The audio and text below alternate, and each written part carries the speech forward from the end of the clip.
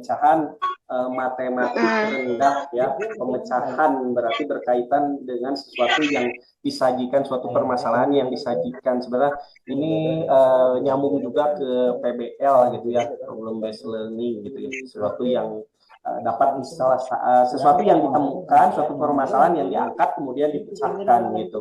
Nah, ada beberapa hal yang memang mendasari masih rendahnya pemecahan masalah. Tapi hal yang paling dominan biasanya berkaitan dengan kebiasaan. Kita jarang sekali misalkan memberikan suatu permasalahan-permasalahan yang berkaitan khususnya dengan matematika, terus anak juga jarang diberikan kesempatan untuk misalkan dapat memecahkan dari permasalahan-permasalahan yang yang mereka temukan dalam kehidupan sehari-hari gitu. Dengan kata lain, upaya pemecahan masalah ini harus kita biasakan dari sesuatu yang sederhana terlebih dahulu gitu ya. Jadi memang step by stepnya harus jelas dan memang bertahap gitu ya.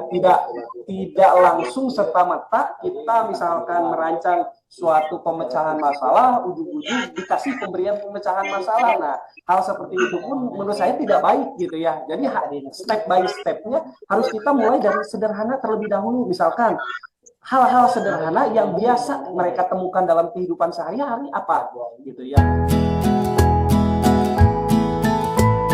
Pertama itu anak kurang terlatih ya. Jadi tidak terbiasa gitu anak-anak untuk berpikir kritis, seperti pembelajarannya kurang menggiring ya, kurang melatih high thinking ordernya gitu ya. Jadi ketika kita menyuguhkan suatu permasalahan yang menuntut berpikir kritis, siswa itu akan menjadi kesulitan. Guru kurang memanfaatkan teknologi di sini ya. Yang pertama itu takut rusak ya. Betul. Merasa aduh mau pakai nih barang baru bagus, tapi kira-kira aku bisa nggak ya, apakah akan ngerusak nggak ya gitu. Itu yang membuat guru-guru merasa ragu gitu ya untuk menggunakannya. Yang kedua adalah kurang pede.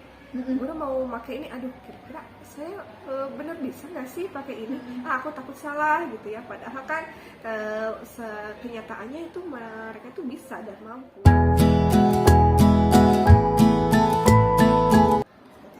Memang ya partisipasi atau peran orang tua itu sangat penting dalam perkembangan atau meningkatnya pendidikan di Indonesia ya.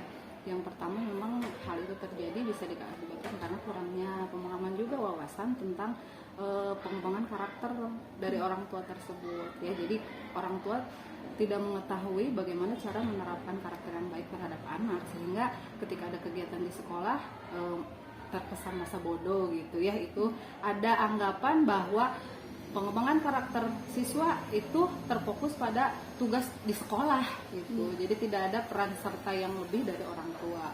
Kemudian faktor selanjutnya adalah mungkin karena kesibukan dari orang tua juga ya, karena bekerja. Kemudian jadi orang tua tuh kurang adanya waktu untuk menerapkan atau ikut partisipasi dalam kegiatan dalam mengembangkan karakter siswa tersebut ya.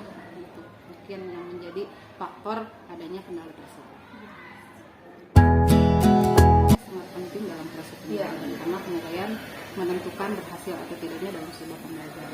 Nah, yang saya amati dalam seharian memang rendahnya itu di ketidakberagaman itu memang kurangnya dari salah satu faktornya adalah kurangnya pemahaman wawasan guru tentang penilaian yang sesuai dengan karakter siswa, dengan perkembangan zaman ya. Kemudian memang rendahnya juga faktor literasi guru dalam menggali tentang penilaian ya. Jadi guru monoton dalam satu penilaian yang dulu diterapkan, jadi itu terus ya. Kemudian sekarang dengan perkembangan kurikulum yang baru, otomatis kan penilaiannya juga baru ya. Nah, guru-guru terkadang monoton, tidak mau ikut dalam berkembang karena dirasakan penilaian yang dilakukan dia dari dulu itu ya itu saja. Nah, itu mungkin yang menyebabkan tidak ada variasinya dalam proses.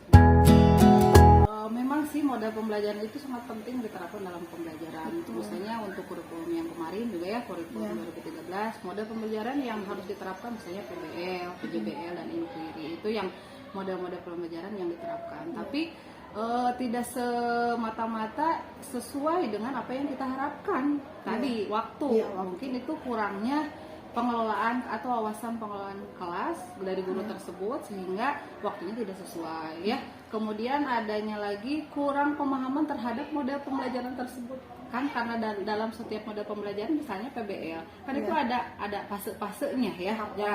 Nah itu semua otomatis harus dikuasai oleh guru kalau kita mau sukses dalam sebuah model pembelajaran. Nah itu yang utamanya itu, jadi guru harus tahu dulu, harus memahami dulu tentang model pembelajaran sehingga nanti otomatis guru dapat mengelola waktu sehingga sesuai dengan apa yang kita rencanakan. Itu yang pertamanya. Kemudian yang faktor lainnya, guru cenderung itu adopsi terhadap RPP yang sudah ada tanpa merubah atau menyesuaikan dengan faktor asli di lingkungan kita. Misalnya kita adopsi, boleh kan kita adopsi RPP ya, tapi di samping adopsi juga harus kita sesuaikan dengan kondisi di lapangan kita sendiri, misalnya dari faktor karakter siswa itu ya, belum tentu kan sama semua. Kemudian yang kedua dari fasilitas juga kan harus disesuaikan.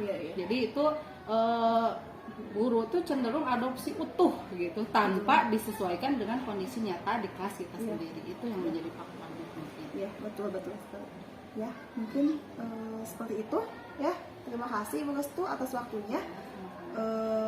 Ya mudah-mudahan dengan adanya wawancara ini sedikit banyak sih, pasti banyak hal yang nanti menjadi masukan ya buat kita, menjadi masukan buat saya pribadi khususnya buat umumnya buat semua orang dalam meningkatkan pendidikan yang bergizi ya. Semangat ya, terima kasih Bu Restu.